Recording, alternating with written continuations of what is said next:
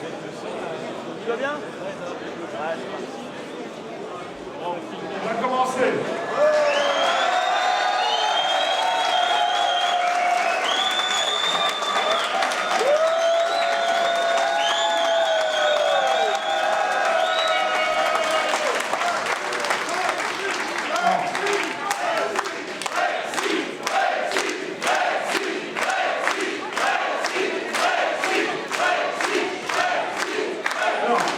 Merci à toutes et à tous d'être présents. Je sais qu'il y a des centaines de personnes qui sont dans la rue et qui n'ont pas pu entrer, qui sont à notre siège ou qui sont vous avez fait partie de ceux qui ont réagi plus vite pour prendre ces places.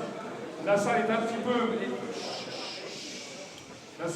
peu petite par rapport à nos moyens financiers, parce que ça coûte très cher de louer une salle dans Paris. Et puis, il y a quand même il y a énormément de monde, donc je vous en remercie collectivement. Avant que je commence cette soirée, je voudrais rappeler 2-3 choses très importantes.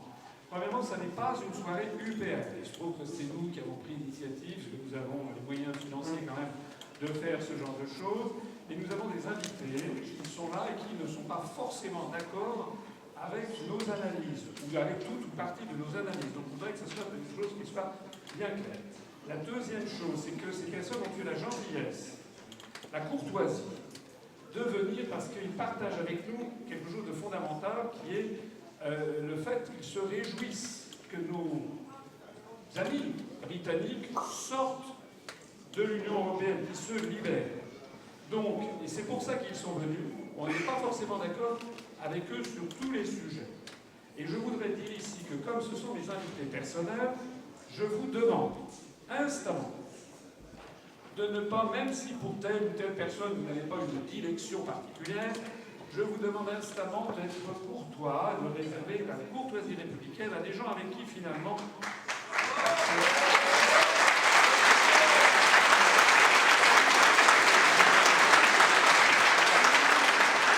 les responsables politiques, économiques, avec lesquels finalement, au bout du compte, ce que nous avons en commun est plus important que ce qui nous sépare, puisque ce que nous avons en commun, c'est quand même, je pense, le goût de la liberté et de la démocratie.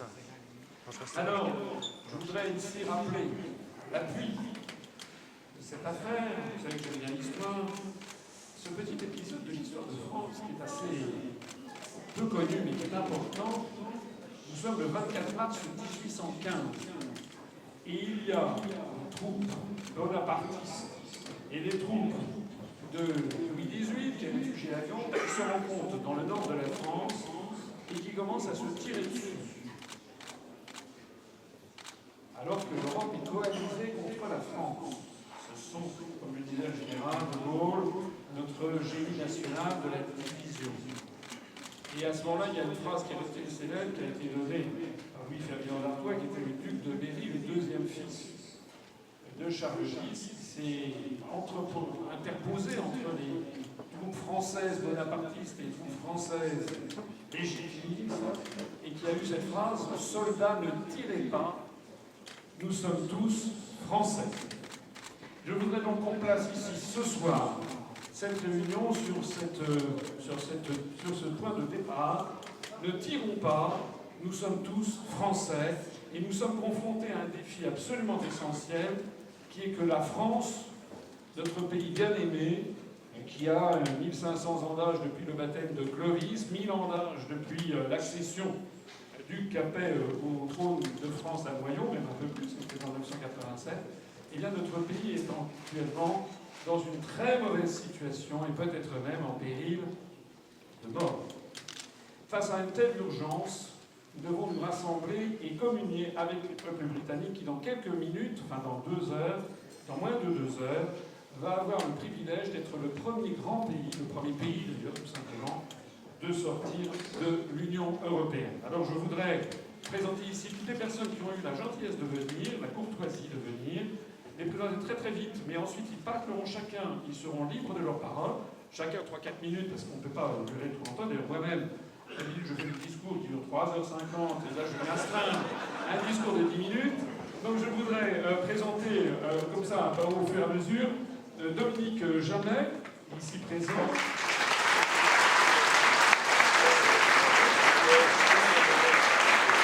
Le président de l'UMC, ancien vice-président de DLF, je crois, que tout le monde connaît pour ses activités journalistiques, Georgi Kuzmanovic,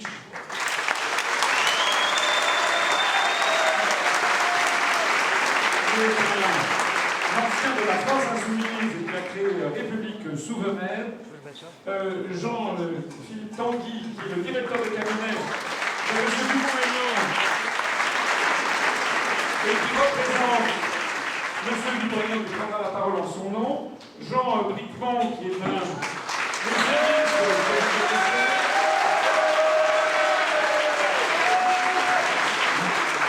Jean-Frédéric Poisson, qui est le président du Parti démocrate, M. Jacques Cheminade, le président de Solidarité Travail,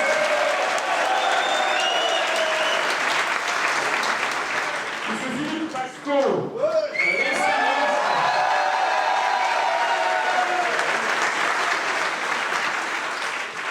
M. Bruno Cazel, qui est le représentant personnel du Comte de Paris,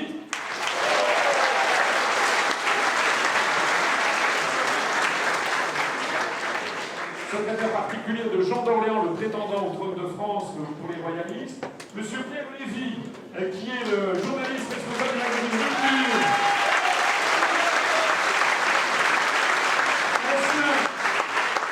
ancien journaliste à l'Humanité et toujours communiste,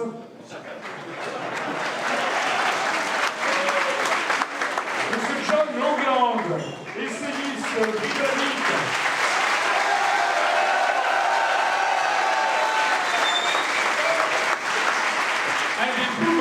universitaire de son époque et qui a écrit un livre qui s'appelait The Tainted Sources of Europe, les sources corrompues de la construction européenne, qui a marqué un point nodal dans la réflexion sur les origines de la construction européenne et qui n'a pas varié dans ses analyses et qui est d'ailleurs qui a déjà accepté très gentiment de venir dans certaines de nos universités. Merci John. Monsieur Gilles Casanova, qui a été longtemps au Parti Socialiste, avant ensuite d'être le collaborateur stratégique de Jean-Pierre Chevènement.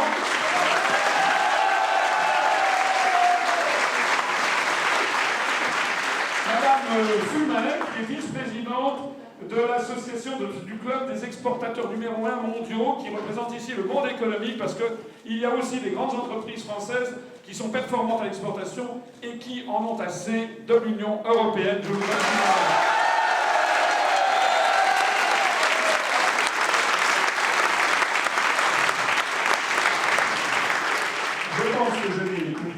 Personne. Je voudrais dire donc 3 mots simplement pour dire que nous nous réjouissons tous ici de ce qui est quand même un événement historique de première ampleur. Pour la première fois, il y avait eu auparavant le Groenland, l'île de Saint-Barthélemy qui était sortie du marché commun ou de l'Union européenne, et c'était des exemples, c'était des détails. Ça n'était pas ce qui va se passer dans un tout petit peu plus d'1 heure et 30 minutes, c'est-à-dire la sortie d'un pays membre de l'Union européenne, et non des moindres, puisqu'il s'agit de la 6e ou 7e économie mondiale, à peu près à égalité avec la France, il s'agit du Royaume-Uni. Cette sortie de l'Union européenne par le Royaume-Uni est impressionnante parce que j'aime replacer ça dans l'histoire. Vous savez que depuis 1215, depuis la Magna Carta, le Royaume-Uni, enfin l'Angleterre, d'abord avant de devenir le Royaume-Uni, l'Angleterre a toujours été, dans l'histoire de l'Europe occidentale, à la pointe du combat pour les libertés individuelles, les libertés publiques, les libertés économiques, les libertés syndicales, on peut dire pour la liberté de façon générale. Et le fait même que ce pays, qui a eu inventé la Magna Carta, la Grande Remontrance, l'Habeas Corpus, la Glorieuse Révolution, qui a inventé le parlementarisme, la monarchie parlementaire, qui a inventé les trade unions, les syndicats, ce pays qui s'est toujours situé aux côtés de la France au XXe siècle dans le combat pour la liberté, ce pays qui a été le seul à maintenir le combat contre l'Allemagne hitlérienne après la débâcle française de 1940, eh bien ce pays, de nouveau, je l'espère, et beaucoup de gens d'entre nous l'espèrent, peut-être pas tout le monde, je l'espère, ce pays nous montre de nouveau la voie. Il est en train de montrer, et nous aurons dans le cours de cette soirée, des messages qui nous ont été adressés, en plus des personnes qui vont s'exprimer ici. Nous avons reçu des messages, une douzaine, une quatorzaine de messages, de responsables politiques britanniques, des anciens ministres, des députés conservateurs, des syndicalistes de gauche, des députés du Parti travailliste pro-Brexit, qui nous ont adressé des messages d'encouragement, de félicitations. Et quand j'ai lu ces messages cet après-midi, et qui ont été traduits et qui vous seront présentés, j'ai eu un peu le vertige, comme vous l'aurez tout à l'heure, quand vous écouterez, quand vous lirez ce qu'ils disent. Parce que ce qu'ils disent va au fond des choses. Ils ne parlent pas tellement d'économie, ils ne parlent pas de finances, ils ne parlent pas de croissance, ils ne parlent pas de déficit public, ils parlent d'un sujet absolument fondamental, la démocratie.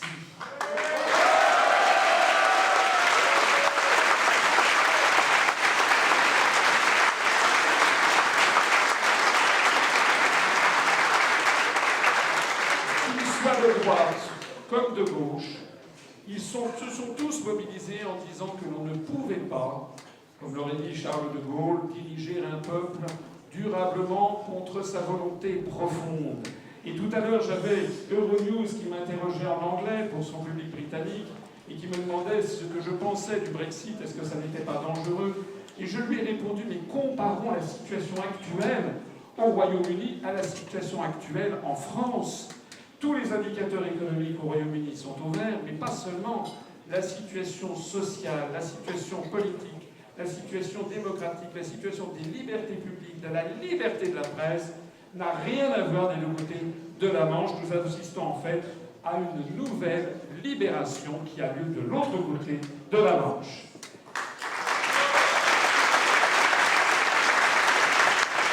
Je termine mon propos pour donner mon engagement de parler très peu, puisque tout le monde derrière moi va également parler très peu, pour que tout le monde ait un petit peu la parole, en rappelant tout simplement cette fantastique parole de Jean-Jacques Rousseau dans Émile ou de l'éducation, qui disait, et je trouve que ça s'applique extraordinairement bien à cette aventure de la construction européenne, qui avait dit « Les idées générales et abstraites sont la source des plus grandes erreurs des hommes. » Ah oui, c'était beau de construire l'Europe, d'avoir une œuvre de paix, c'était beau d'être en amitié avec nos partenaires et nos voisins. Mais progressivement, qui veut faire l'ange fait la bête, hein, c'est Blaise Pascal, l'homme n'est ni ange ni bête, mais le malheur veut que qui veut faire l'ange fait la bête. Et la construction européenne, de proche en proche, est devenue une construction ingérable, tyrannique, de plus en plus tyrannique et inefficace, jusqu'au point de se détacher complètement de ce que souhaitent les peuples d'Europe. Maintenant, vous le verrez dans les messages qui nous sont adressés par nos partenaires britanniques, des messages non seulement où ils se félicitent de ce jour historique où le Royaume-Uni va sortir juridiquement de l'Union européenne. Vous savez qu'il va y avoir 11 mois de négociations, une période de transition, donc il y a encore bien des rebondissements, mais le plus gros est fait ce soir à minuit, heure de Paris, à 23h, heure de Londres, la sortie de l'Union européenne que nous célébrerons d'ailleurs tout à l'heure par un décompte pour ceux qui resteront avec nous jusqu'à minuit. Un décompte avec nous, nous ferons marcher Big Ben. Alors, je vous invite à rester là, et je vous invite surtout, et ça sera mon message essentiel, à vous inspirer de cette tradition extraordinaire du peuple britannique, qui a une force d'âme, une constance, une opiniâtreté quand il veut quelque chose qui force l'admiration. Je rappelle qu'il a fallu quand même 2 élections générales, ce qu'on appelle les élections générales, 2 élections législatives et une élection européenne, pour qu'au bout du compte, le peuple britannique puisse imposer ce qu'il avait décidé lors du référendum du 23 juin 2016, malgré toutes les forces qui ont tout fait pour empêcher le vote du 23 juin 2016 d'avoir lieu. Certains s'étaient promis que ce Brexit, qui avait voulu 52% des Britanniques, n'aurait pas lieu. Eh bien si, il a lieu.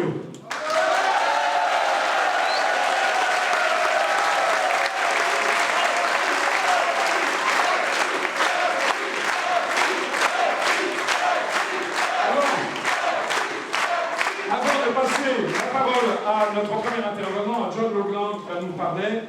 N'oubliez jamais cette parole de Winston Churchill qui inspire le Premier ministre Boris Johnson, qui a fait, vous savez, une biographie de lui. Winston Churchill avait dit « Agissez comme s'il était impossible que vous échouiez ». Eh bien, c'est exactement ce que nous devons faire en France. Nous devons agir comme s'il était impossible que nous échouions à rendre à la France sa liberté et sa démocratie. Merci beaucoup. Rajouter 19 pays, les Malte, les Lituanie, les Estonies, il faut rajouter 19 pays en termes économiques pour arriver au poids économique du Royaume-Uni. Le départ du Royaume-Uni de l'Union européenne est un coup mortel porté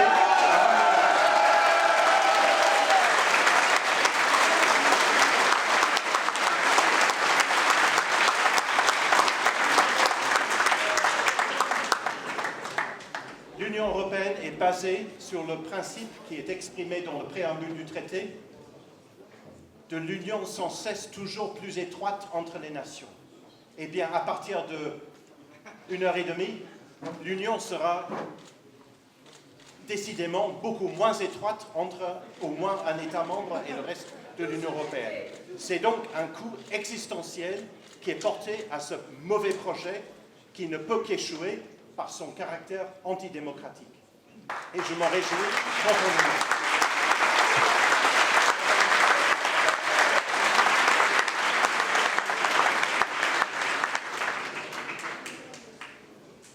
J'ai la chance de connaître personnellement les deux personnages politiques qui ont fait le Brexit. Je connais Boris Johnson depuis Oxford. J'ai travaillé étroitement avec lui au Spectator. C'est un homme brillant. Nous sommes bénis d'avoir un Premier ministre aussi talentueux que lui.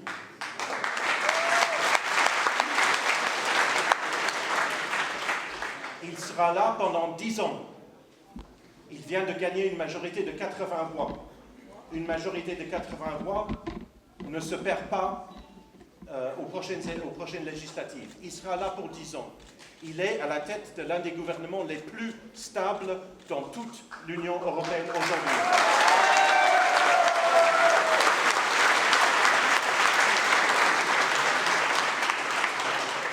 Je connais aussi, depuis depuis un an à peu près, Nigel Farage, que je connais au Parlement européen.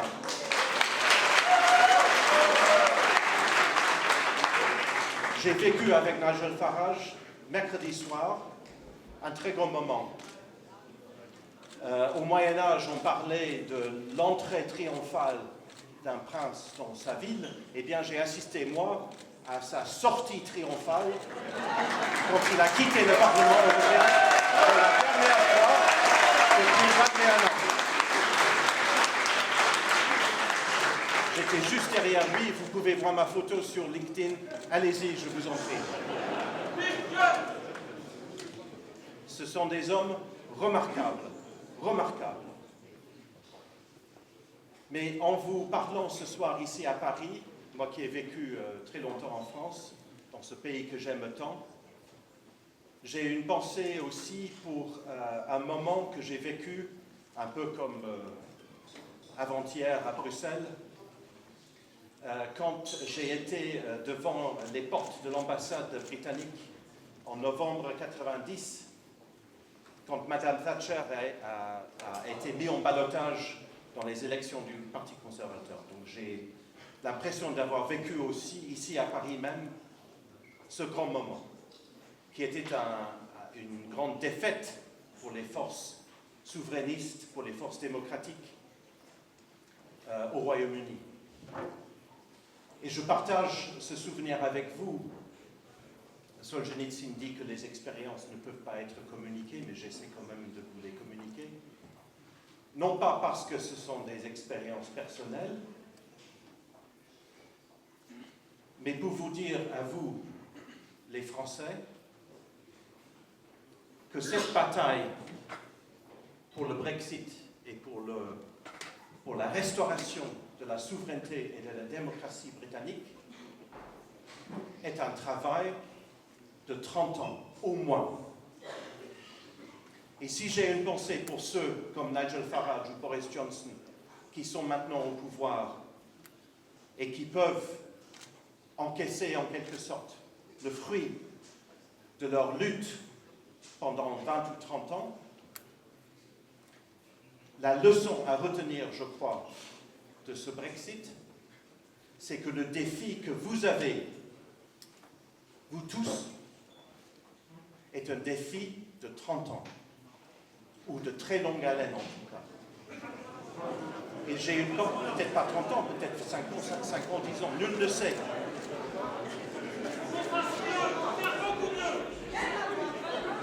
J'espère que ça aura lieu, je pense d'ailleurs réellement, que bien évidemment, dans un an ou deux, d'autres pays vont commencer à avoir des idées, des mauvaises idées. Merci.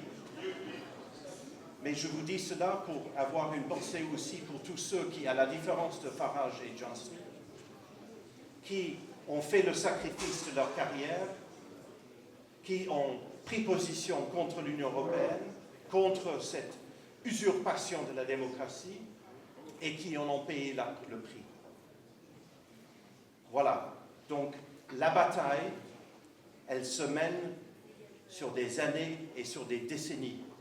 Et nul ne sait quel sera le fruit de sa propre contribution.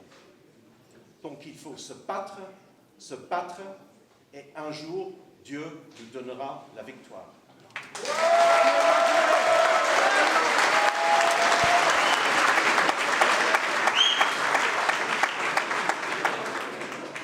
Je vous remercie et vous salue tous, comme je salue la majorité du peuple britannique, du peuple anglais, ouvriers, agriculteurs, commerçants, entrepreneurs petits et moyens, précaires ubérisés, ceux de Vigan hier et ceux de Kenloch aujourd'hui.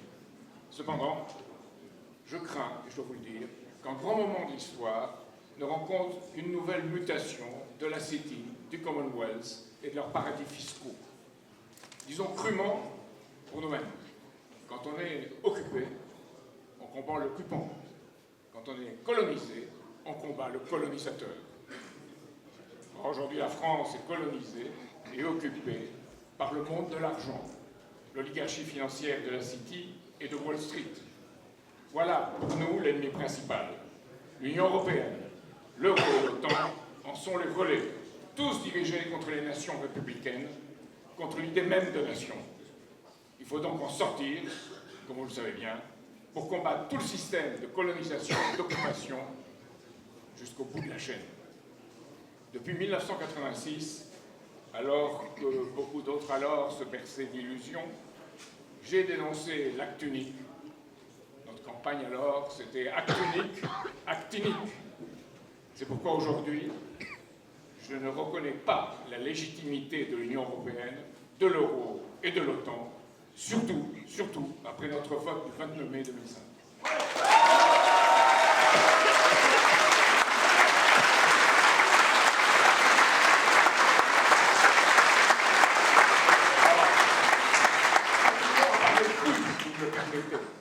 Je rappelle ce que le général de Gaulle répondit à la perfide, lui disant alors que le traité de Rome n'avait rien prévu pour qu'un de ses membres le quitte.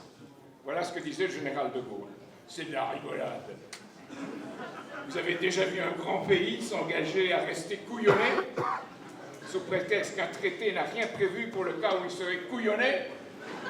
Non! Quand on est couillonné, on dit « je suis couillonné, et voilà, je fous le camp ».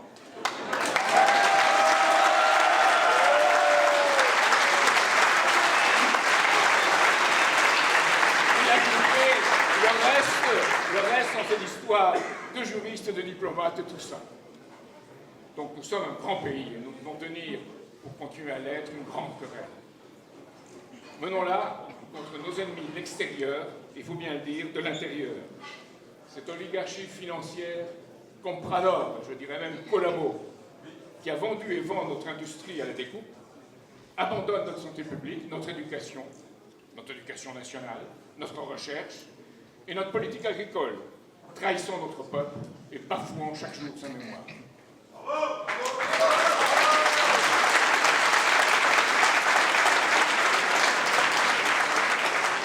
donc à une politique étrangère indépendante et souveraine, servant nos valeurs et nos intérêts, en accord avec les nations qui, hors de l'Union européenne, ne sont pas asservies à la City et à Wall Street, et avec les chefs d'État qui s'en écartent.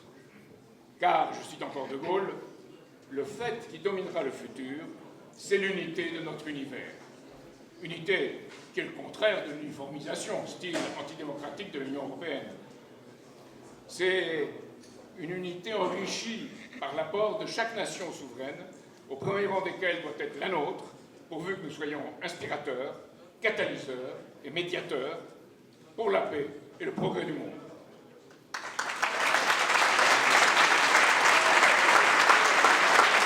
Alors, je vais faire quelque chose qu'en France n'est pas jugé mainstream, comme diraient les Anglais, c'est rendre hommage au président Vladimir Poutine qui a dit qu'il faut réunir les 5 membres du Conseil de sécurité, tous ceux qui ont participé à la victoire contre le nazisme, pour faire un monde stable, sûr et de développement mutuel.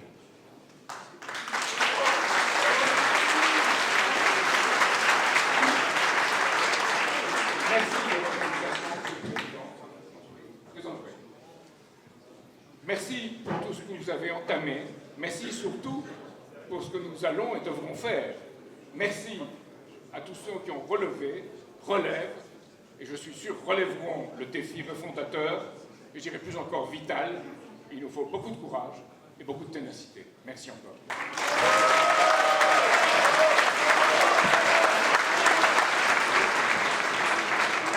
Good evening, everybody. This is a day of victory.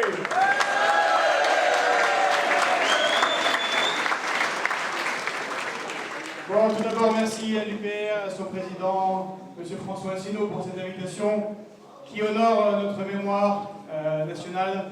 Je pense au CNR, nous sommes ici très différents, nous avons des orientations politiques tout à fait différentes, mais certaines choses nous réunissent, et sûrement le goût de la démocratie. Et ce soir, c'est une victoire de la démocratie. Et merci aux Anglais qui nous donnent une immense leçon aujourd'hui.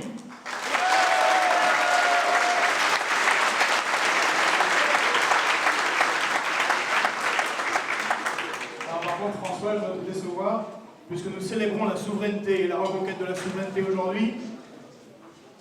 Les Anglais l'ont reconquise, et ayant eu un passé militaire, je sais que le temps est divisé de manière différente, que l'on soit à Paris, à Londres, à Moscou, à Pékin, et à Londres passe Greenwich et Zulu Time, c'est le temps Zulu, donc il nous fera encore attendre 2 heures pour fêter la libération de la Grande-Bretagne de l'Union européenne, c'est-à-dire à 1 heure pour chez nous. Mais bon, on peut attendre encore un peu, je pense qu'il y a assez de vin et d'alcool pour tout le monde, pour ce soir. En tout cas, c'est une victoire du référendum, du peuple. Il y a eu, à chaque fois dans l'Union européenne, quand une question a été posée au peuple européen, que ce soit en Irlande, on les a fait revoter 2 fois pour qu'ils votent bien, que ce soit aux Pays-Bas, en Grèce, en France, en Grande-Bretagne, toujours les peuples ont voté contre cette Union européenne. Et à raison. Et ce n'est pas sans raison non plus que Jean-Claude Juncker, faut-il le rappeler, avec une grande honnêteté, l'ancien président de la Commission européenne, avait déclaré qu'il ne peut pas y avoir de démocratie contre les traités européens. Mais les Anglais ont montré que si, on peut avoir une démocratie contre les traités européens.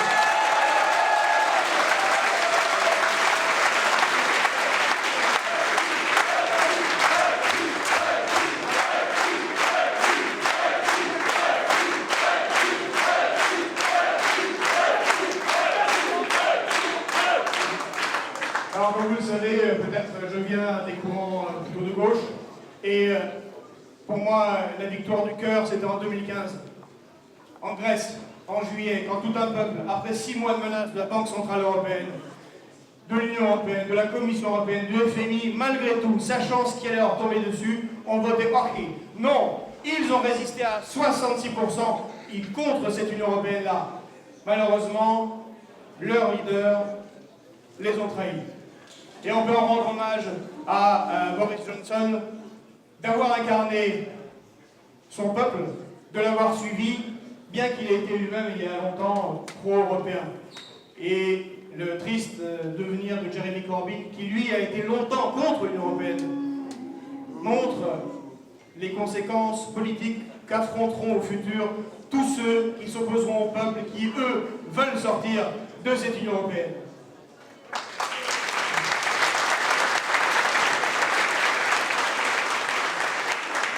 Alors nous sommes tous ici réunis pour une chose que nous avons en commun, c'est la défense de la souveraineté.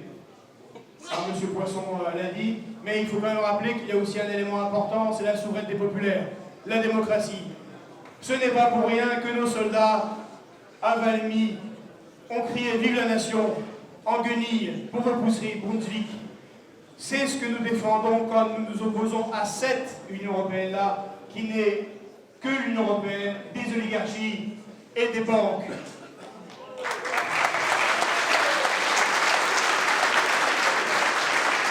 Et nous défendons quelque chose de particulier avec cette souveraineté nationale et populaire. C'est la République sociale, cher Jaurès. C'est la défense de nos industries, c'est la défense de notre agriculture qu'effectivement ils ont réussi à s'aborder puisque nous ne sommes même plus autosuffisants, ce qui est incroyable pour le pays qu'est la France. Ils favorisent les BlackRock qui dictent à notre président actuel quelle doit être la politique de la France. Alors, tous ensemble, je propose que nous reprenions le mot d'ordre de Danton. Quand nous faisons face aux ennemis de la patrie, il faut de l'audace, toujours de l'audace, encore de l'audace, et merci aux Anglais de nous montrer la route.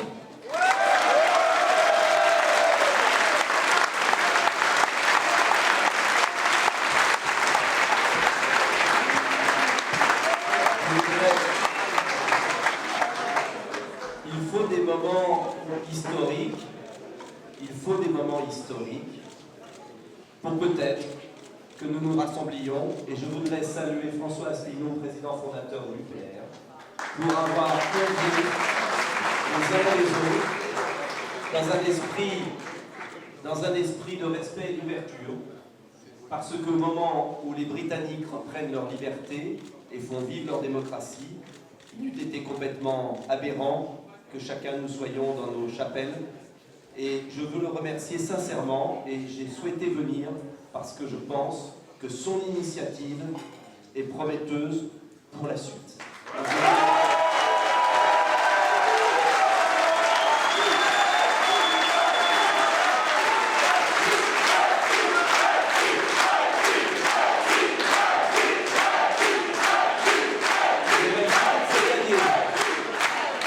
Je veux remercier aussi, parce que je sais qu'un parti, ce n'est jamais un homme seul, toutes les équipes qui ont fait cette soirée, qui est magnifique, et je pense qu'il y a beaucoup de gens qui travaillent auprès de François Asselineau, je veux les remercier d'avoir organisé cette soirée.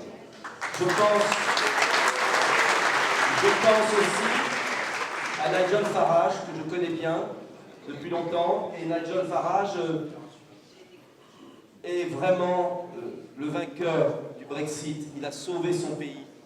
Il s'est effacé au profit de Boris Johnson parce qu'il a préféré abandonner son parti, des députés, pour faire gagner Boris Johnson, qui était le seul qui pouvait débloquer la situation et appliquer le Brexit. Et donc il a eu une double victoire. Une victoire d'avoir initié ce combat et ensuite une victoire, je dirais presque morale, un sacrifice incroyable d'avoir abandonné la lutte politicienne pour sauver son pays et permettre à celui qui n'avait pas été le premier à le faire, il faut être honnête, à mettre en œuvre le Brexit ce soir. C'est extravagant et on ne peut pas oublier Nigel Farage qui est quelqu'un d'exceptionnel. Et je veux vraiment qu'on puisse l'applaudir parce que c'est un modèle.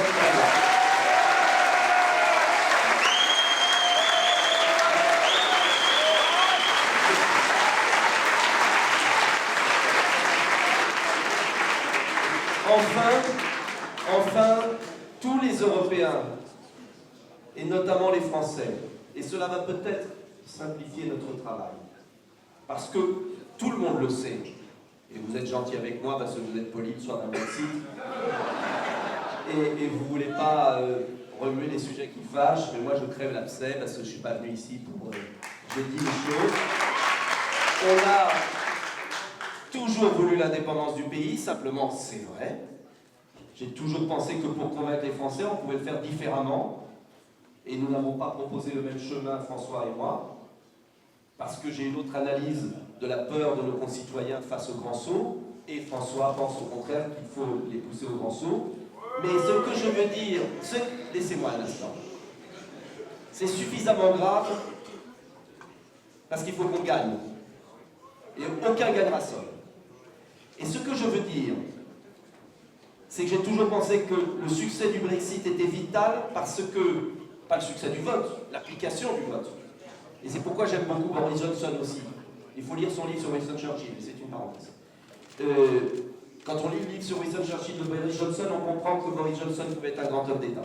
Je finis la parenthèse. Mais c'est parce que le Brexit est maintenant à l'œuvre et que les Français vont voir que ce n'est pas le chaos, que ce n'est pas l'apocalypse, que la Grande-Bretagne, en retrouvant sa liberté et sa démocratie, s'en sort, que notre tâche à nous va être beaucoup plus simple et peut-être que nos chemins vont se retrouver. Et c'est pour ça,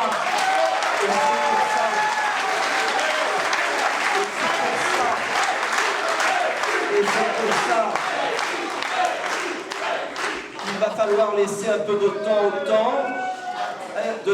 temps, que les Français, parce que ce qui compte, c'est pas nous. Ce qui compte, non, d'accord, mais on a l'obligation de laisser du temps aux Français pour qu'ils votent pour nous quand même.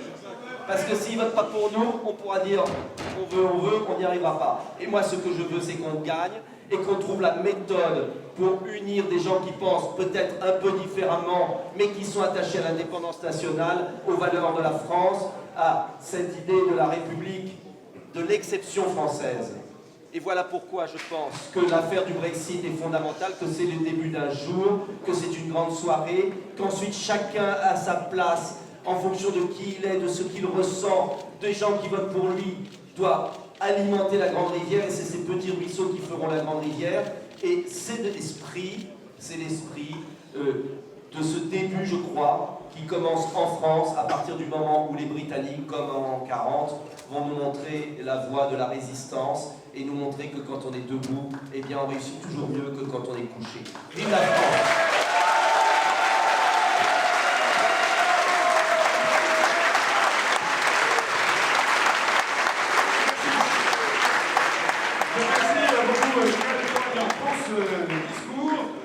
Je rappelle quand même que nous devons, j'ai dit que toutes les personnes qui étaient venues ici avec la courtoisie, la gentillesse de venir, qui sont mes invités, donc je ne veux pas qu'il y ait de horions, de critiques, et il faut laisser les gens parler. Merci de respecter cela. Merci Nicolas.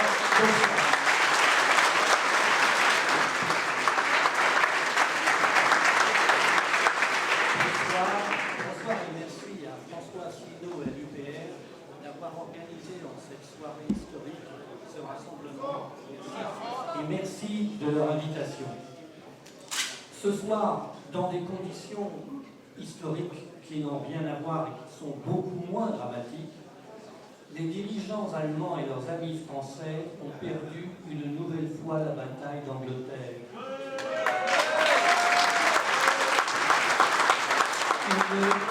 Une nouvelle fois, l'indépendance nationale a pris le dessus sur l'esprit d'empire. Et c'est un message que nous devons entendre. La force des Britanniques, la force de leur volonté de reconquérir la liberté à travers la capacité de décider de leur destin et de leur avenir dans leur nation, et non d'avoir un principe extérieur qui s'impose à eux, leur a permis de casser le jeu politique traditionnel britannique.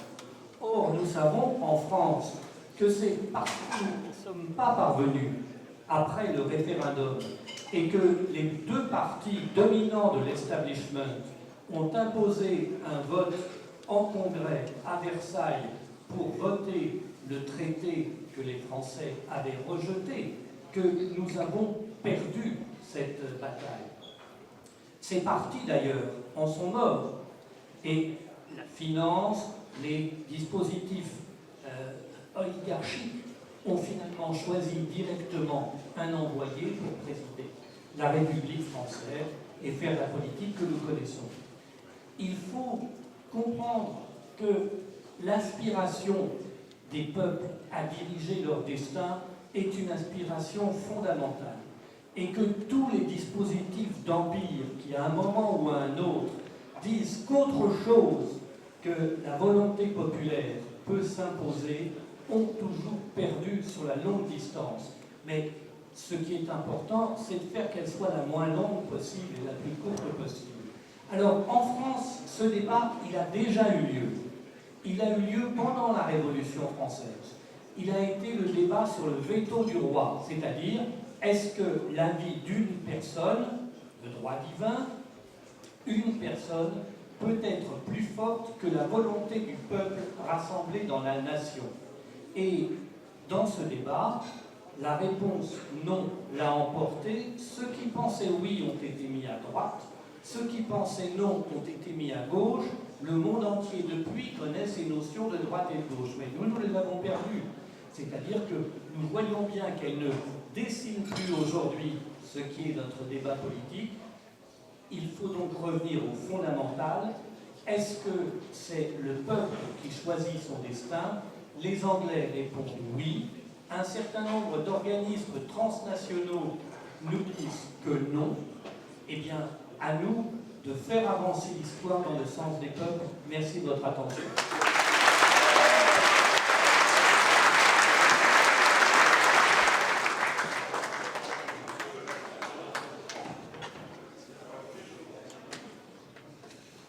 Bonsoir à tous. C'est l'annonce d'un heureux événement qui nous rassemble aujourd'hui. Bientôt, il sera né le divin Brexit. Ce soir, nous nous rendons compte que le Channel, que la Manche, n'est pas une mer qui nous sépare, mais que sur une rive et sur l'autre, les mêmes sentiments animent la majorité de la population, et en tout cas ceux qui sont ici ce soir dans cette salle. Nous adressons un salut fraternel, chaleureux, reconnaissant à ceux qui, en ce moment même, de l'autre côté de la mer, sont en train de célébrer le Brexit, la victoire d'un peuple indépendant, comme un jour peut-être, ce sera notre tour. J'aimerais pouvoir dire que la joie qui est la nôtre est une joie sans mélange. Je dois vous avouer que ça n'est pas le cas. Pourquoi? Souvent, que dis-je?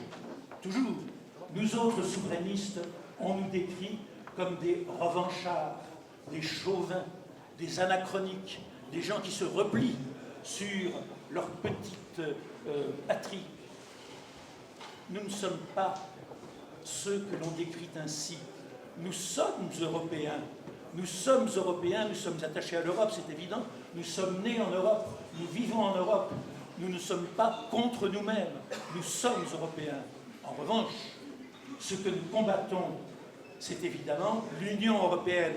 Je ne dirais pas qu'elle n'a rien à voir avec l'Europe, mais elle est cet agglomérat de peuples inconstitués qui peu à peu se sont accumulés sans qu'ils aient forcément les mêmes orientations, le même niveau de vie, les mêmes intérêts, sans que d'aucune manière ils constituent un peuple européen.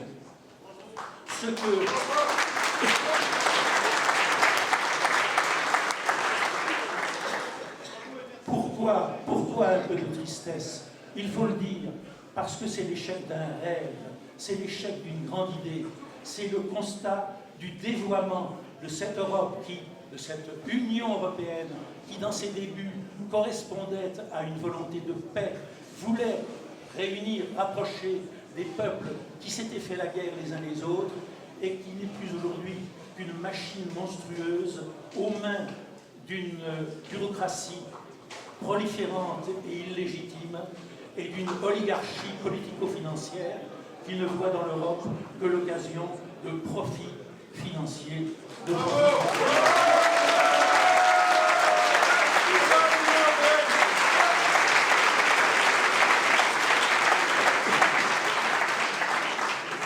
Mais voyons maintenant le côté positif des choses, de l'heureux événement parlais, on ne sait pas encore exactement de quel avenir il est porteur, mais il est porteur d'espérance.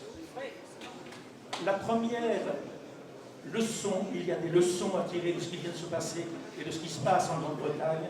La première leçon qui nous vient de l'autre côté de la Manche, c'est une leçon tout simplement de démocratie. Un peuple a voté. Il a, à l'issue d'un référendum, choisi en majorité une solution, et chose étonnante, chose prodigieuse, que nous aimerions bien avoir connue de ce côté-ci de la Manche, le référendum a été suivi des faits, le vœu du peuple a été couronné, et le gouvernement qui, à l'heure actuelle, a pris la place de ses prédécesseurs en Grande-Bretagne, tenant compte de la volonté du peuple, l'a faite sienne et a abouti à ce Brexit que l'on célèbre en ce moment même sur les bords de la Tamise.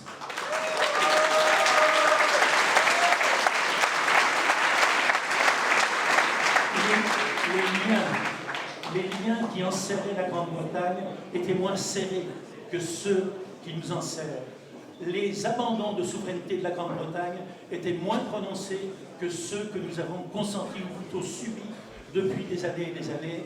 Mais la deuxième leçon de ce référendum, c'est qu'ils ont paru insupportables aux Anglais qui, dans leur majorité, ont voulu récupérer, reprendre dans tous les domaines le contrôle de leur avenir, de leur destin et de leur pays. La deuxième leçon qu'il faut tirer, que je crois nous sommes unanimes ici à tirer de ce qui s'est passé et de ce qui se passe en Grande-Bretagne, c'est une leçon tout simplement d'humilité. Pas aux gens qui sont ici, mais aux commentateurs médiatiques, mais aux commentateurs politiques qui nous ont travestis pendant des semaines et des mois et des années la réalité de ce qui se passait en Grande-Bretagne. De ceux qui, par prudence, par manque de conviction, par manque de foi, tout simplement, ont tergiversé pendant 3 ans et demi jusqu'à ce que, enfin, il soit remplacé Madame May, que les Anglais appellent maintenant Madame Maybe, Madame peut-être.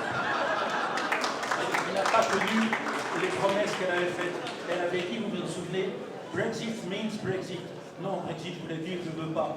Quand on nomme à la tête d'un gouvernement pour appliquer un programme quelqu'un qui ne croit pas à ce programme, on assiste à ce à quoi l'on a assisté. Alors naturellement, et c'est pour ça que je parle de l'humilité que devraient inspirer les événements à un certain nombre de commentateurs, naturellement, pendant 3 ans et demi, on nous a dit « mais ça ne se fera jamais ».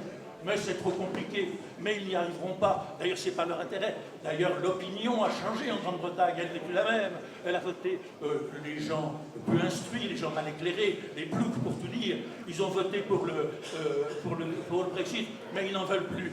Nous avons vu, il y a maintenant quelques mois, nous avons vu que la volonté du Brexit, non seulement ne s'était pas émoussée au cours des années, mais que Boris Johnson a réuni sur le Brexit une majorité de rêve, une majorité qui lui donne la réalité du pouvoir pour quelques années.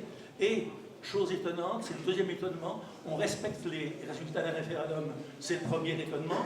Deuxième étonnement, sujet d'étonnement, et en France nous savons aussi de quoi il s'agit, voilà un Premier ministre qui dit ce qu'il va faire et qui le fait.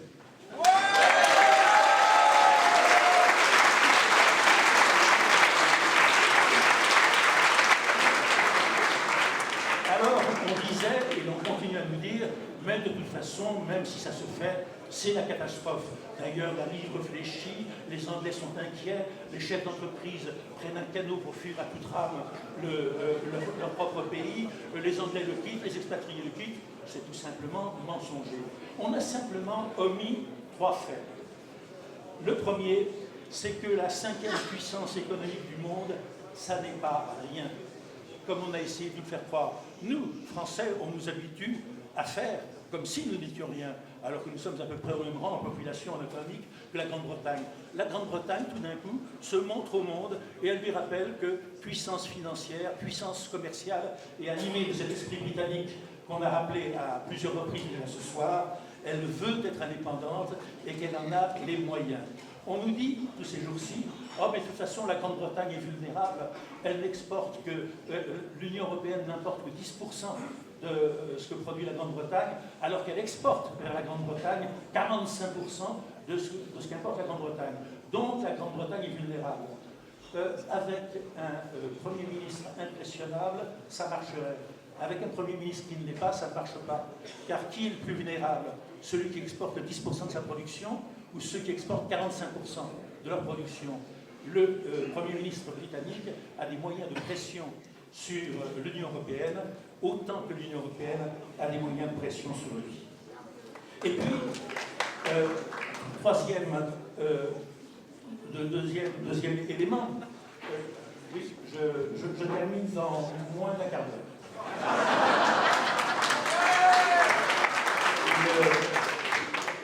Ce que nous savons, ce que nous avions oublié mais que nous devons savoir, c'est que même lorsqu'on n'est pas lié par des traités comme ceux qui ont ligoté les pays européens, qui les ont liés les uns aux autres, il y a des accords, il y a des projets qui sont communs et qui peuvent être des coopérations qui peuvent s'installer entre des pays, même si ces pays n'appartiennent plus à l'Union européenne. Et enfin, la Grande-Bretagne est maîtresse de nouveau d'elle-même et elle peut passer des accords commerciaux, ou plutôt elle pourra, dès que les choses seront réglées, avec ces continents modestes qui s'appellent l'Asie, l'Amérique et l'Afrique. Et évidemment, le Luxembourg peut-être snobera la Grande-Bretagne, mais je crois que le reste du monde lui appartient désormais. Ce qui se passe en Grande-Bretagne, c'est un modèle, c'est un exemple. Il est possible, alors même qu'on l'a partiellement abandonné, de retrouver sa souveraineté, de retrouver la souveraineté nationale. Et là, c'est une leçon de politique qui nous vient de la Grande-Bretagne. Mais la souveraineté, pourquoi? Un État souverain, la souveraineté nationale, c'est un but, c'est un moyen.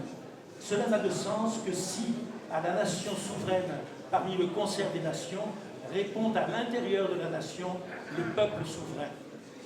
Et c'est ce que nous montre à l'heure actuelle Boris Johnson, élu conservateur. Lui dont on lui disait c'est un bouffon, c'est un pantin, c'est un ridicule, je souhaite à notre pays un pantin comme celui-là. Et pas autre.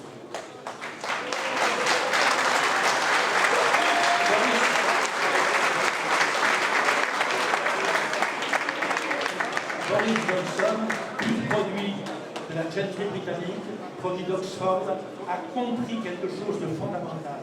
C'est que même s'il est issu du parti Tory, même s'il est conservateur d'origine, même s'il a le label conservateur, ça n'est pas pour les conservateurs seulement qu'il doit gouverner, c'est pour l'ensemble du peuple. Il doit démontrer, et il est en train de démontrer d'ores et déjà, que l'on peut être conservateur et avoir la fibre sociale, être du côté des gagnants et s'intéresser aux perdants. C'est quelque chose, c'est une leçon que d'autres ici devraient retenir.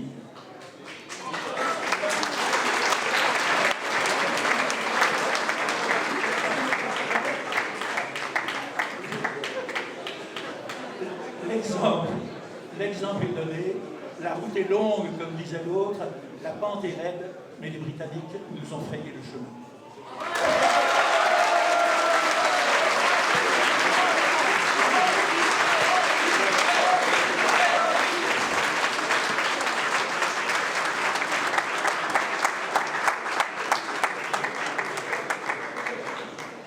Non, je n'ai pas plagié la cravate.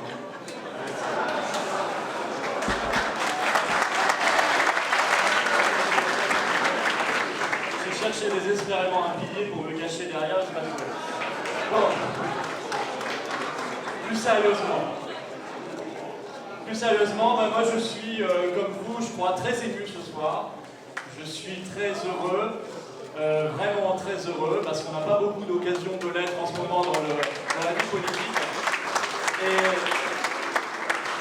Et je vais sûrement répéter ce qui a été dit avant moi de nombreuses fois, mais c'est quand même un événement extraordinairement historique que nous sommes en train de vivre. C'est en fait une loi naturelle de l'histoire et des peuples qui se met en place, c'est-à-dire que la liberté finit toujours par l'emporter.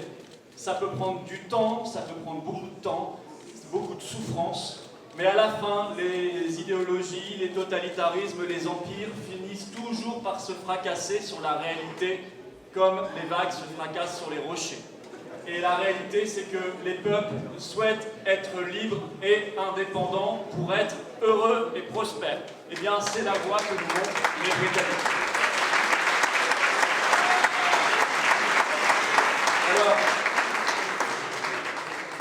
je pense, François Asselineau, que vous ne pensiez pas lors de la création de l'UPR, je crois le 25 mars 2007, que ça arriverait peut-être aussi vite qu'un pays quitte l'Union européenne.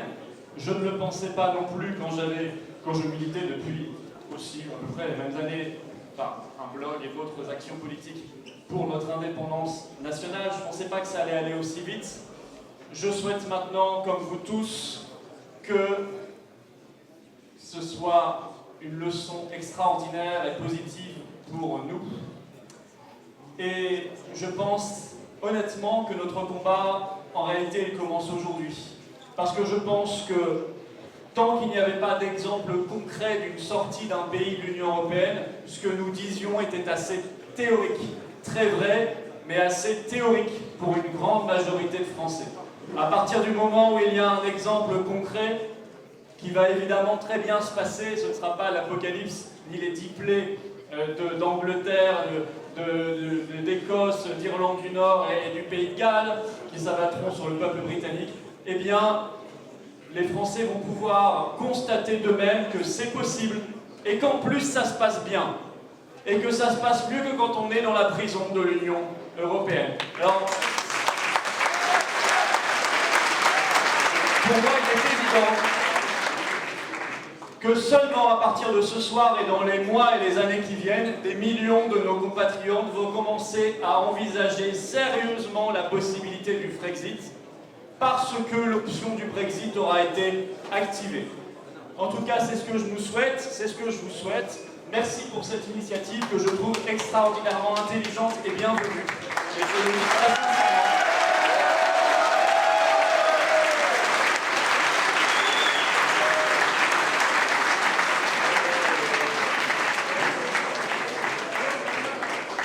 Je le dis même avec émotion parce que vraiment je désespérais que notre pays soit capable un jour de faire quelque chose d'intelligent pour son salut. Voilà. Merci beaucoup, très belle soirée à vous tous et encore bravo.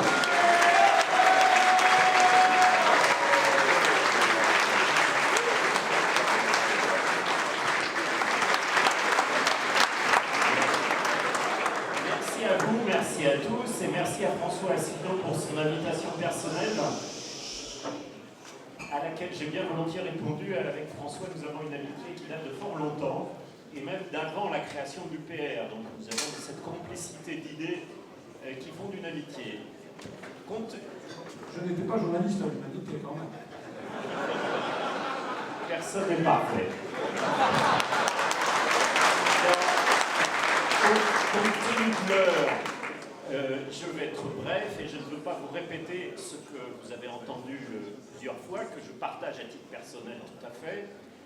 Simplement, mon intervention est un peu décalée ici, je ne représente aucun parti, je suis là en tant que citoyen, en tant que journaliste, et je voudrais vous dire quelques mots de la bataille de l'information, parce que si les Anglais aujourd'hui ont fait cette extraordinaire sortie de l'Union européenne, l'histoire n'est pas finie, il y aura d'autres batailles pour le Royaume-Uni, et Bruxelles n'a pas dit son dernier mot, mais l'essentiel est fait, et pour ce qui nous concerne, et pour ce qui concerne les autres peuples, la sortie de l'Union européenne n'est évidemment pas la seule question qui se pose. Notre journal, depuis maintenant 20 ans, sous le nom Bastille République Nation, et depuis 3 ans sous le nom Rupture, se fixe pour objectif de proposer des informations, de proposer des analyses qui, au moins le mois, tiennent au courant de l'actualité, des faits, et non pas seulement pour dire la messe ou je ne sais quel dogme, mais pour faire en sorte que notre peuple puisse juger avec les éléments d'information qu'il mérite. Et comme vous le savez, cette bataille, elle est énorme compte tenu du poids de la presse qu'on appelle mainstream. Et donc, pour ce qui nous concerne, dans les quelques instants dont je dispose, je vais être obligé d'être un petit peu immodeste. Notre journal, depuis le début, a considéré que le vote du Brexit était irréversible et que le Brexit aurait lieu. À titre anecdotique, il m'est arrivé personnellement d'être invité assez régulièrement, notamment sur la chaîne RT, et c'en était presque devenu un sujet de plaisanterie, puisque les intervieweurs me demandaient toujours alors, qu'en pensez-vous? Et j'avais cette formule qui était devenue presque un mantra, le Brexit aura lieu. En ce qui nous concerne au journal, nous n'avons jamais eu le moindre doute, alors même que beaucoup d'amis pro-Brexit pouvaient se poser des questions. Et évidemment, nous avons donc célébré cet événement avec cette une, enfin libre, et avec la reproduction de la pièce de monnaie qui a été introduite pour aujourd'hui par les autorités anglaises, avec cette formidable formule « paix, prospérité et amitié entre les nations ». Ça peut paraître anodin, mais...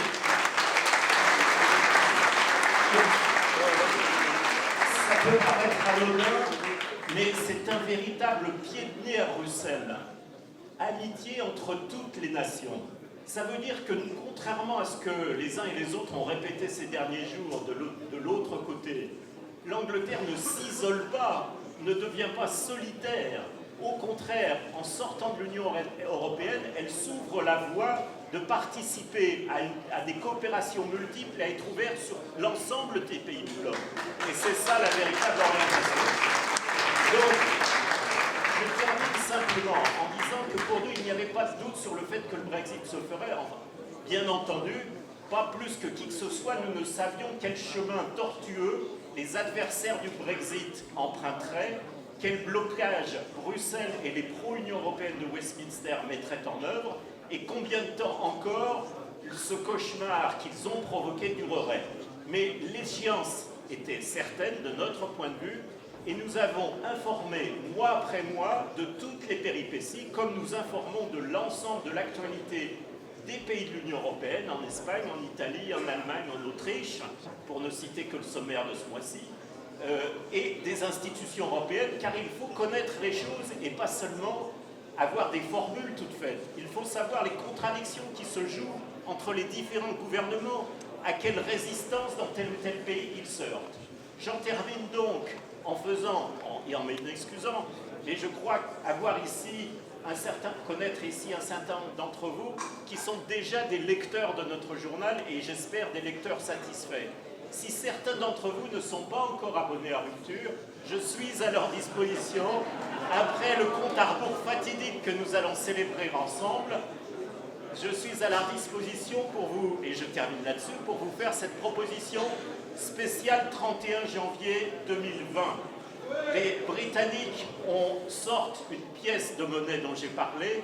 Eh bien, symboliquement, j'ai une proposition à vous faire de recevoir gratuitement ce numéro qui vous sera envoyé si vous donnez vos coordonnées. Et nous espérons que dans ces conditions, évidemment, vous serez convaincus de continuer ce chemin avec nous pour être informés, pour être mieux à même de mener les batailles qui nous attendent. Elles sont nombreuses, elles seront difficiles, mais elles seront gagnées. Je vous remercie.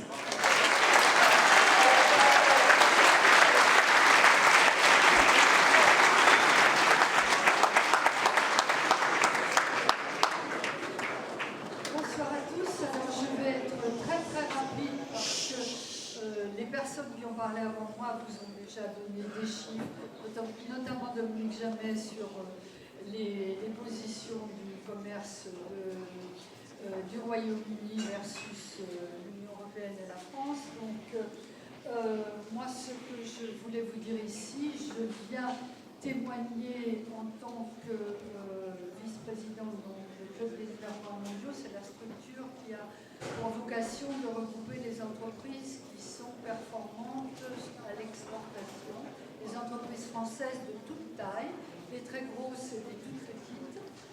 Et ce que je voulais dire, c'est que le savoir-faire français qu'on essaie toujours de mettre en avant doit pouvoir perdurer, qu'il a été très malmené tout au long de ces années de construction européenne. Le départ de la construction européenne partait sur des principes d'organisation d'un marché commun. C'était une idée effectivement très intéressante. Malheureusement, nous sommes partis dans une évolution vers une technocratie ingérable avec des normes et des directives qui ne font qu'empêcher l'activité économique, la mise en place de l'euro sans harmonisation ni sociale ni fiscale a continué à détériorer la situation de concurrence.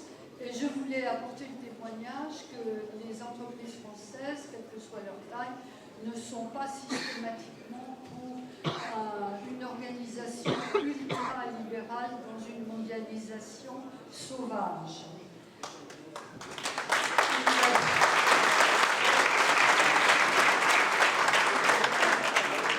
Le fait que nos amis britanniques soient parvenus à organiser le Brexit, nous les saluons, fait que le Royaume-Uni, qui est le 6e client de la France et le 7e fournisseur de la France au sein de l'Union européenne, saura sans doute, grâce à son pragmatisme bien connu, organiser un accord de libre-échange qui sera, nous l'espérons, gagnant-gagnant pour les deux parties. Voilà. Je vous souhaite une bonne fin de soirée. Merci de m'avoir écouté.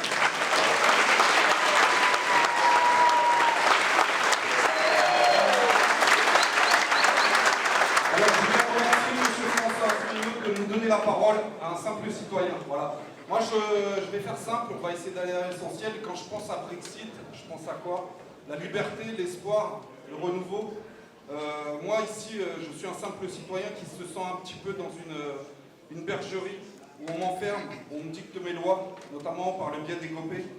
Donc, aujourd'hui, je suis en train de penser que les Anglais sont en train de nous montrer la voie, nous montrent l'exemple qu'on doit suivre.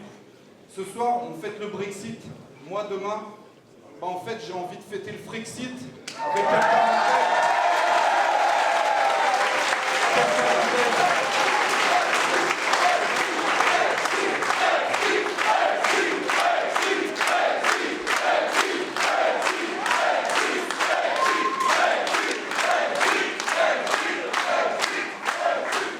Et je vais finir là-dessus. Si j'ai envie de fêter le Frexit demain, j'irai voter le Frexit. Parce que les Anglais nous ont montré que le vote, c'est utile et ça sert à quelque chose.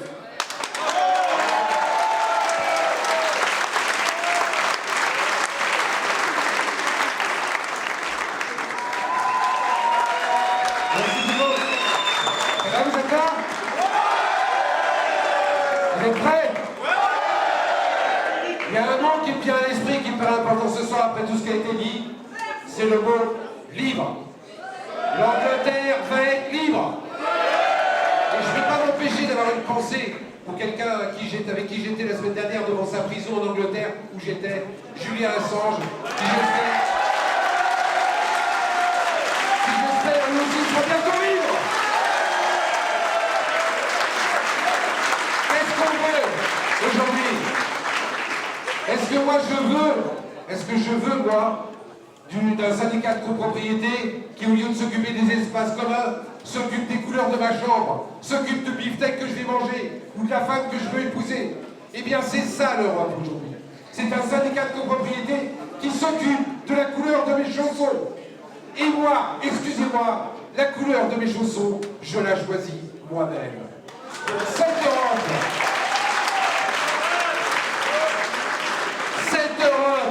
qui veut me faire dire, qui veut me faire faire, qui veut faire ce qu'elle veut, va te faire foutre.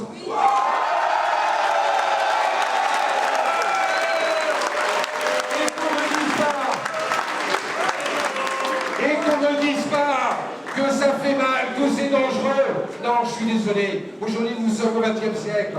Quand on ne va pas dans un couple, eh ben, on divorce. Et après seulement, on voit comment on se partage les biens. Et les biens, dans le cas de la divorce, pour l'Europe, ça appartient d'abord au peuple.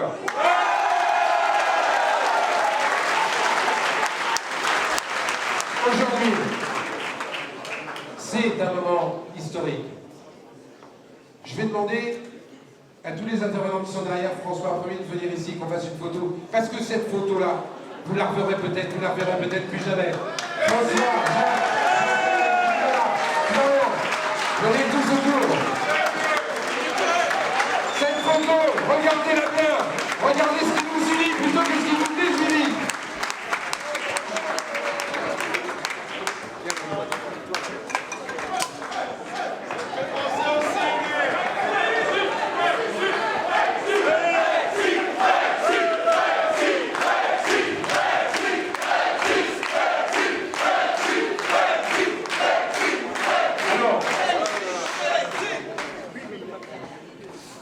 Oui, je crois que c'est une photo rare, c'est qu'en dépit de ce qui nous sépare, il y a quand même quelque chose qui nous ravit, qui est encore plus fort que tout. C'est l'amour et la liberté de la France. Alors, nous allons avoir, comme la soirée a été bien calibrée, nous allons avoir dans quelques instants le compte à rebours pour le Brexit qui aura lieu à minuit, j'insiste, à minuit heure de Paris et 23h heure de Londres. On a mis les 12 coups de Big Ben, puisqu'ici il est minuit, mais vous savez qu'il y a eu une polémique au Royaume-Uni parce qu'ils ne peuvent pas utiliser Big Ben en ce moment qui est en réparation. Moi ce que je vous propose, c'est que nous allons tous ensemble écouter religieusement les 12 coups de Big Ben. À minuit pile, heure de Paris, le Royaume-Uni sera sorti juridiquement de l'Union européenne. Nous ferons, je crois, une grande ovation et après ça, nous écouterons avec respect l'hymne national britannique de God Save the Queen et ensuite l'hymne national français de la République française comme au plus grand jour des années 1940-1944. Voilà.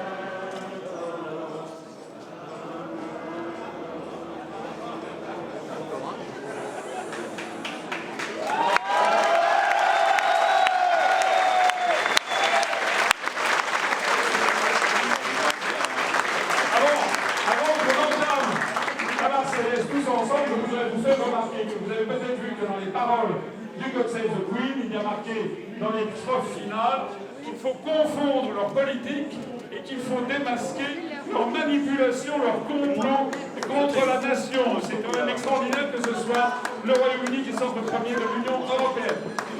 Envoyez la Marseillaise.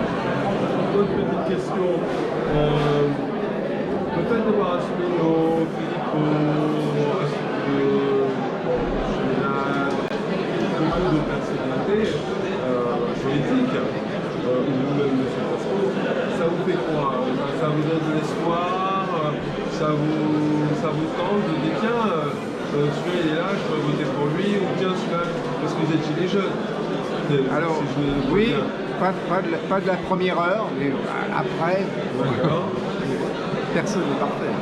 D'accord. Vous êtes devenus gilets jaunes à partir de quand? C'est là qu'ils le sont depuis leur naissance, à ce qui paraît. Je sais pas.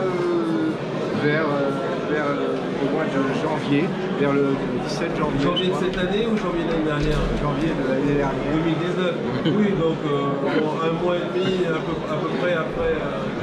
Voilà. Et justement, et la raison pour laquelle vous êtes devenu gilet jaune et continuez à porter votre gilet jaune aujourd'hui. Alors parce que je suis à l'UPR depuis plus longtemps. D'accord, ok. Donc je milite pour sortir de l'Union européenne, ce qui ne veut pas dire sortir du Conseil de l'Europe. Les gens confondent les deux. Aucune alternative politique sérieuse ne peut se faire sans sortir de l'Union européenne. N'importe quelle personne, à moins de ne pas respecter le droit international, etc. Mais moi je suis pour défendre le droit international.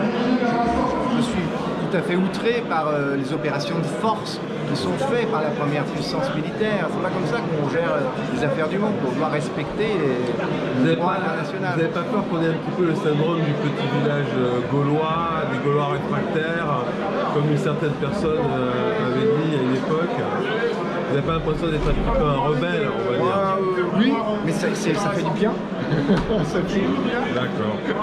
Bon, vous pensez que le prochain pays, est-ce que vous pensez qu'il y aura un autre pays qui va faire la même chose, oui, européen? Oui. Et lequel, à votre avis? Ça peut être l'Italie, mais c'est mal barré. Ça avait bien commencé un temps, là, mais là, je sais pas trop. La Grèce? Non? La Grèce, c'est catastrophique. Ce qui se passe en Grèce, ils sont tellement écœurés par la trahison. Et je ne vous entends pas parler de la France. Eh ben, je pense que c'est la France. Vous espérez? Ah oui. Vous pensez?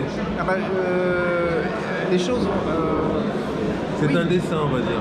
Non, je me répéterai, aucune alternative politique sérieuse ne peut se faire sans sortir de l'Union européenne. Enfin, Alors c'est impératif de changer de politique. C'est pas le monde qu'on veut, là, le monde de l'argent. Donc allez, une petite dernière pour le plaisir. Oui.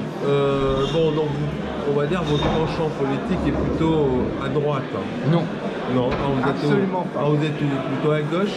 Bah oui, mais... plutôt au centre de la gauche de la droite ou au centre de la droite de la gauche? Ouais, moi, sur le plan social, je suis avec les syndicats, et pas la CFDT. Hein. Les syndicats qui sont, vous êtes donc pour le progrès des droits des travailleurs. Au moins un nom de syndicat que vous aimez bien. Ben, mon syndicat. Lequel? Sud, solidaire. Ah oui, d'accord. Ok, ça marche. Donc vous êtes, voilà, Sud. Vous êtes Sud. Oui. Vous êtes sudiste. Oui. Ça marche. Merci beaucoup. Bonne soirée. Donc, oui, madame nous rappelle que vous n'avez toujours pas répondu à la question, parce que je vais peut-être trop poser de questions. Oui, on y va.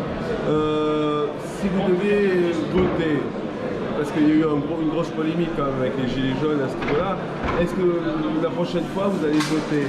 Moi je suis à l'UPR. D'accord, donc c'est ça votre réponse. Non, il y a d'autres personnes à qui j'aurais pu donner ma voix, par exemple à la personne qui a quitté Mélenchon, là, comment il s'appelle D'accord, je vois. Oui. Qui a un nom compliqué. Oui.